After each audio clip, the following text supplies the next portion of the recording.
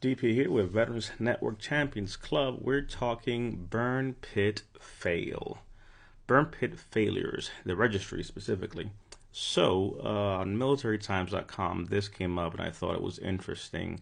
I'll just kind of bring the first part up here, but the nearly decade-old Veterans Affairs Registry to track burn pit illnesses and help veterans get care for those injuries is achieving neither of those goals, according to research from independent health experts who are recommending major changes to this effort. One of the biggest things they're looking at here is that it seems that this registry will not be able to serve the population to be able to surveil health properly. One of the biggest things that they noted here is, which is true because I am in a few of these, I'm a proponent of it. I'm big on the fact of saying that data is necessary to be able to make changes down the road. But if the data is not being collected correctly or it's not meeting the goals, then changes have to happen, which is what this is talking about. Primarily here, there is no way for registry participants to update their health information.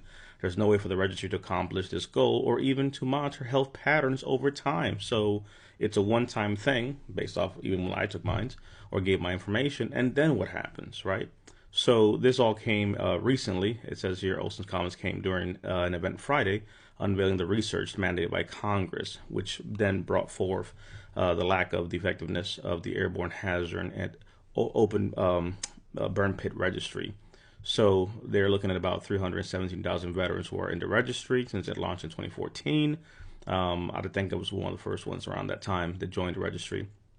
But nonetheless, they're saying basically that the data they're collecting is just not being effective towards this. So they're estimating 3.5 million troops from recent wars alone who may have suffered enough exposure to toxic smoke to have health issues, right? So what are we doing? What's going on here? So long story short, the biggest thing they're kind of really focusing on here is that the data is not correct. There is not, able to be updated.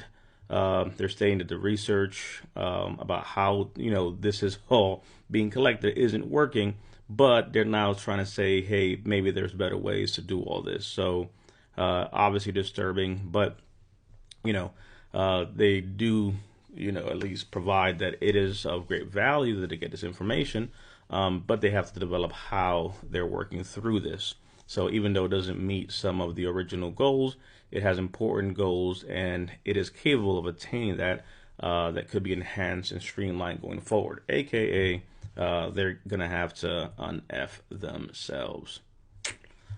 Talk about a situation. I'm sure more will follow, but that's where we're at.